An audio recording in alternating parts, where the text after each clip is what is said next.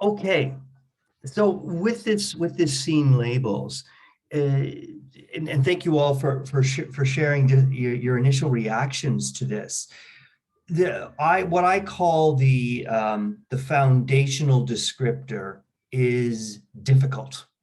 That's where everyone is starting from. So what is difficult? What is difficult for you? And you don't have to necessarily put it in the context of a patient, but if you'd like to, based on whatever experiences you have, please feel free to do so. I'd love to hear those ideas. So from my point of view, I guess difficult means like maybe it's difficult to deal with the patient. Maybe this patient won't follow the order that's given from the doctor. So like kind of the nurse or the doctor that's gonna follow up with this patient, they're gonna have this idea that, okay, we have to like kind of work hard with this patient. So just, why should we, kind of care that much about it? He or she, don't care about themselves. So why should we care? Because of this word difficult. Yeah. Maybe means different things. Maybe the situation, the disease is difficult. But yeah, that's my point of view. Great.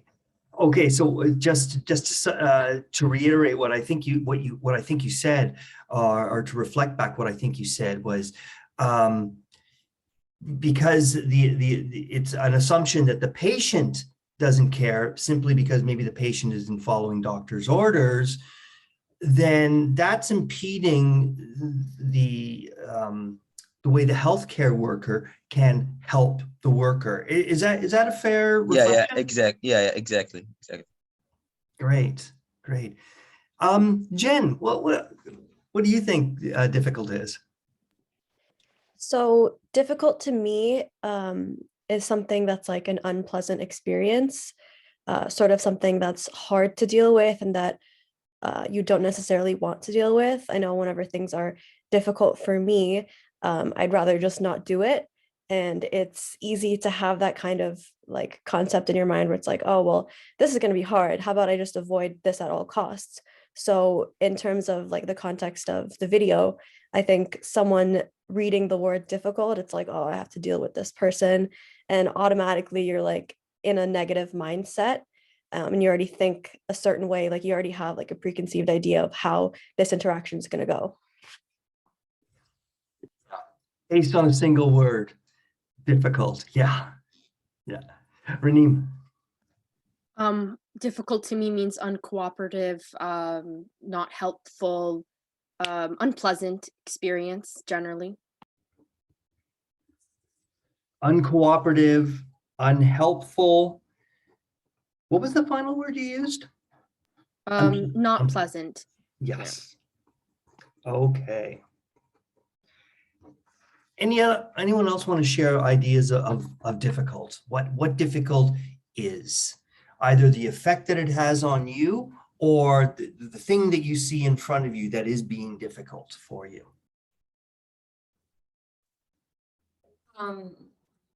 Something that doesn't respond to the methods you've been trying. So you have to come up with like multiple ones to potentially tackle that problem. And also something that requires a lot of steps. So it's very exhausting, I'm going to say. Exhausting, yeah. Yeah. Anyone else? Well, I have very similar perception of difficult. And I would like to phrase it in terms of what happened at the end with the person who actually went beyond the word. And because difficult is a judgment call at the end of the day. And I have a hard time with judgments. So when we go into the perception, the last person who said, this person reacts, positive feedback, having a transition. So it's a description of fact.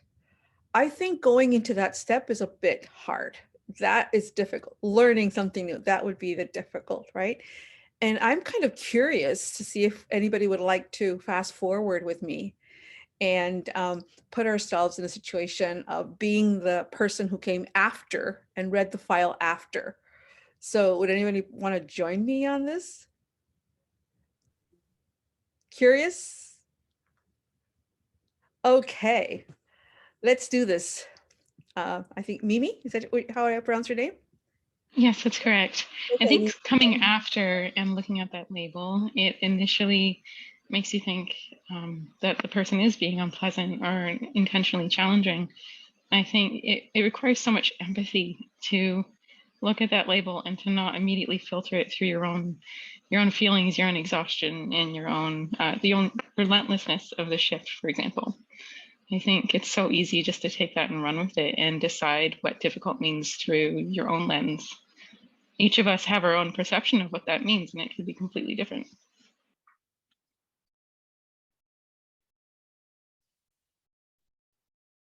Rosa, did you want to try to do a bit of a role play in terms of what's next? Yeah, sure. Can't hear you. Yeah, okay. Yeah. So Mimi, yeah, but Rosa, you're on mute. so thank you, Mimi, for participating. So I am your patient, right? And it's the next day. Right now, go in, pick up the file, read it again, and let's do this. Breakfast time. Oh, okay, sure. Okay, I see that you're difficult. Okay. Well, what could possibly be the problem today? Is there anything bothering you? Are you feeling uncomfortable? Are you happy with the meal you've been given? You again? Same question again? Another person telling me I'm difficult? Yeah, same question. Well, maybe that's not the case. Is there anything we can do to make you more comfortable? I don't like the food. I've told everybody I don't like the food. When are you going to listen to me? I don't like the food. I'm really sorry to hear that. Maybe there's something else we can get for you. Do you have any preferences? Just change the food. Nobody I listens. understand. I'll be right back. Okay, time out. Great. Okay, I don't want to leave this moment because this is really good right now. So Mimi, first I want to just do a quick check-in with you. How did that go? It's kind of uncomfortable in that you immediately feel like you can't address the need at hand, and whoever's been there previously has obviously created a pattern of distrust with this patient, and you're immediately up against that, and it's quite floundering. You feel sort of lost in it. Floundering, lost, and you're dealing with a pattern of distrust that the patient is already feeling. Okay, Yes. That's great. I'm going to look to, what I'd like to do is like to jump back into this, but I'm wondering if one of our other folks would like to step in for Mimi, take over and continue the conversation. Let's see if there can be a bit of a de-escalation, but more than de-escalation, how do we hear the patient? So would anyone want to give it, yeah, Raneem, yeah. Jump in. So you're jumping in at exactly the point. Rosa, would you be willing to just give, if you can remember, what that last line is you gave? I don't like the food. When are you going to listen to me?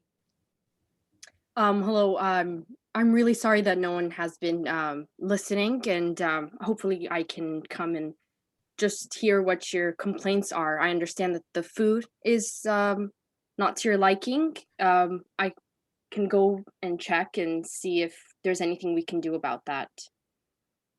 Okay. Okay, I'll go check, I guess. Okay, so I did speak to a supervisor, and they are willing to see what they can do, and hopefully next time it will be to your liking. We apologize on our behalf that we haven't been listening, and we're here to help you. Okay. Another promise.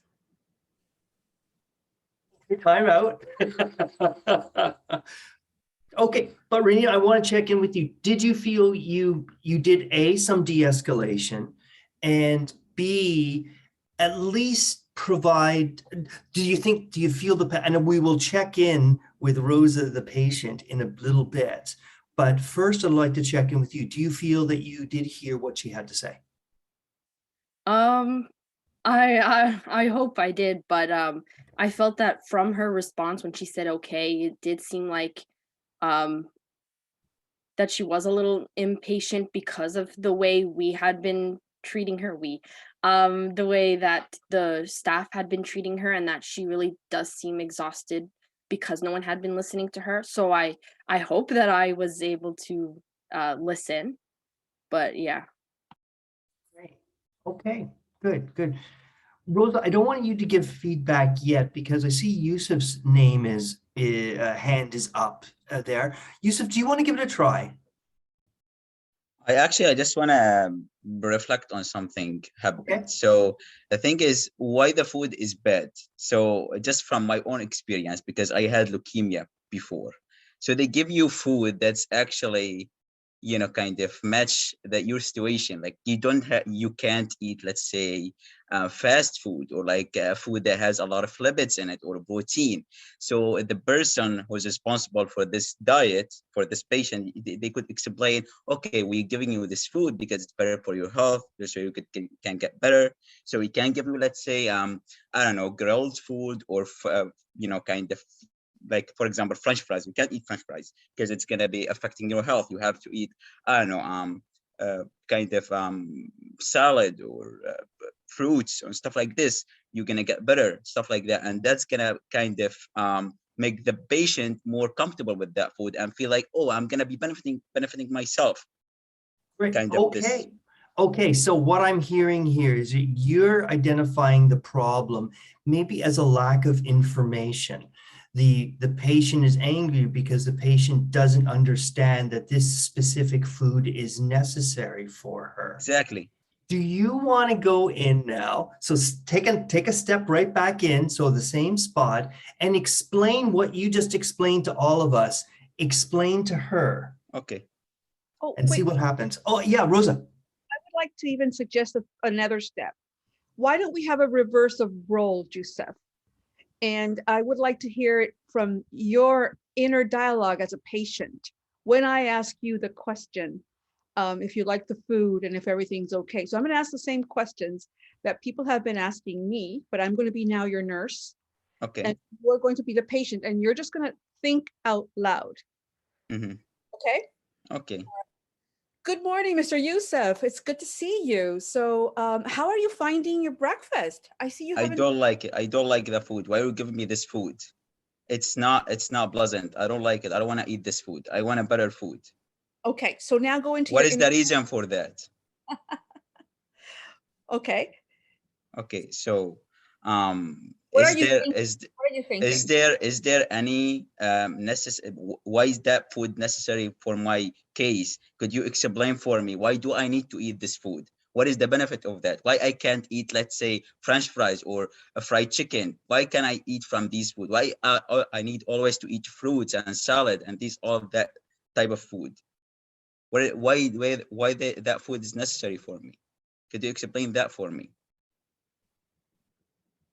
Karen, did you want me to continue in the role, or did you want somebody else to jump in?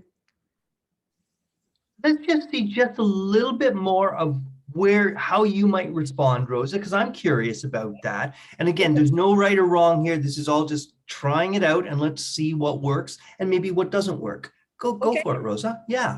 Joseph, I hear you saying that you're interested in trying out different kinds of foods, right? Yes. Okay, so let's see. Let me bring your chart out. Okay, so it says here, okay, for now, we're going to have to leave the fried out. But what is something that is not fried that we can bring you? I don't know, maybe rice. Rice. Maybe, yeah. Okay, rice is something we could do. You have no problem having rice for breakfast? No. Oh, perfect. So I'm going to add rice. What else? How about white bread? Okay, white bread right now for the next 2 weeks might not be possible. What about bread without gluten, gluten-free, maybe rye bread? Could you explain for me why white bread is not good for my health? Yes, so it seems here that the white bread is because you're in a 2 week going to be in bed with little movement. This might make you a little bloated, and we try to make you comfortable. So what if we change, instead of white bread, we could do the rye bread? Okay, fine. Yeah. Okay. So far we're having bread and rice. We can try that out for tomorrow. Is there anything else that we could try out? I don't know, maybe could I drink tea, for example? They always tell me that I can't drink caffeine, things like coffee or tea at the morning. There's Always they force me to drink, juices, orange juice or stuff, apple juice, stuff like this. about I don't. chamomile. Chamomile does not have caffeine. So we can try out some other teas that do not have caffeine.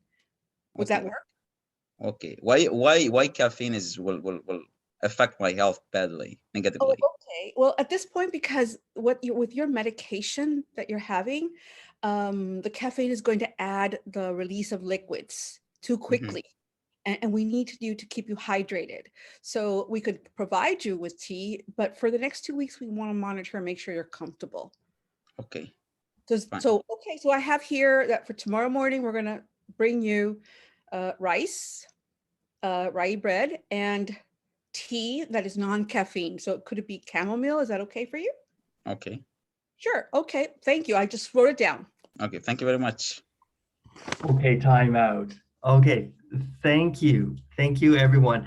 I'd like to do a quick debrief now. And first, I want to check in with all the observers here. For this last leg of the interview, what did you see? What was working? And maybe what was less effective? I'm really curious what you folks saw.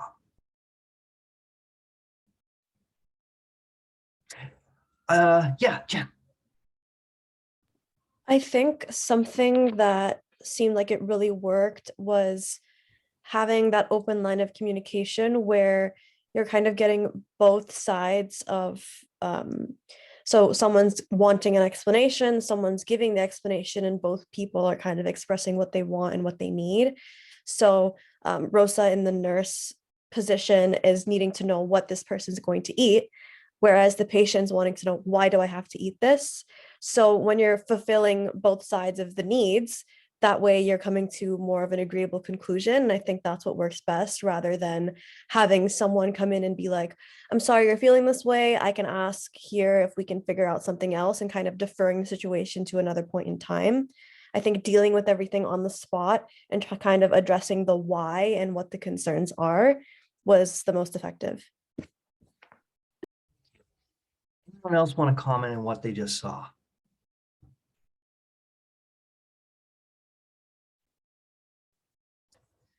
Let me check first with you, Yusuf, in terms of you playing the patient who just didn't know and needed to know. So what was working in this interaction? Were you feeling calmed down? Yeah, a little bit. I just want to point out something. I forgot that it's breakfast time, so I chose rice for example for some reason. I know that was not a really great choice for like a breakfast, but yeah, I played with it. The thing is, when you have answers to your questions, you're gonna start realize, okay, yeah, okay, that's could be better for my health as a patient. When when you see that, okay, that food will affect me badly, negatively, will make the medication I'm taking it's not effective. In this case, the patient's gonna start look at the situation different point of view, because at the beginning the patient will see, oh, this nurse, this doctors, they are kind of punishing me or like treating me in bad way. They're gonna have this assumption that's not exist. But like if they actually explain the whole situation, like why they not give him this food or why he should eat this food, then he's gonna start, okay, that's for my interests, that's for my health, and they're gonna start calm down and they're gonna start follow the order of the doctor. Because they're gonna build this assumption in their mind that, okay, the doctor or the nurse, they want my interest, they are caring for my interest, for my benefits. Yeah, that's great. And certainly your comments have raised two hands. So let's start with you, Raneem. So I definitely think that the last conversation was the most productive and effective.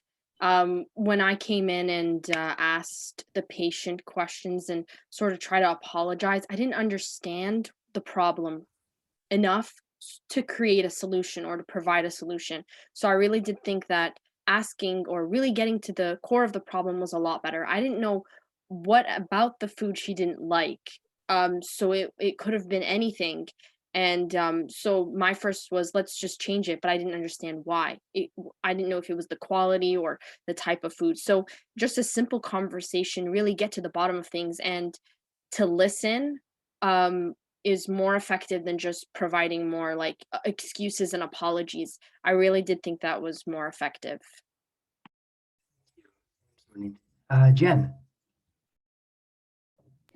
Yeah, I actually just wanted to share something because when Yusuf was explaining his point of view, it kind of sparked a little bit of a memory. So I actually work as a PSW. It's casual employment, and I started work when COVID-19 had just hit. So when I first started working, like patients that I was put with, they were relatively new to the home that they were staying in, and they weren't allowed to leave their room because once they arrived, they were technically like in quarantine because of, protocols. And I had a patient who didn't understand why they couldn't leave their room, and they were very difficult in that sense. They didn't want anyone to come into the room, or they're being very difficult about it. And it just reminded me like this situation of like the confusion of the patient and plus myself of knowing how to deal with it.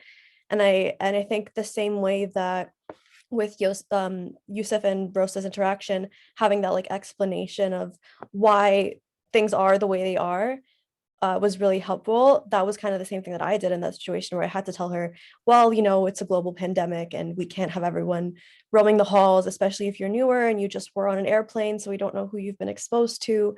So I think that was really interesting in that sense. It kind of just sparked that memory within me. Thank you for sharing. Yes. Yeah. Mimi. I just wanted to come back around and say how absolutely difficult it is to be put in a position where you immediately have a label that you have to discredit like that. And it's definitely a lot more work, and having the skills to apply that de-escalation and to really break down the situation with care and empathy. It's so important to break that cycle of the implicit bias, because it's so easy just to go, okay, yeah, whatever, this person's difficult, and you roll with whatever the person previous had written down, and it's a lot of work and it's quite intimidating. So well done everybody who came after me.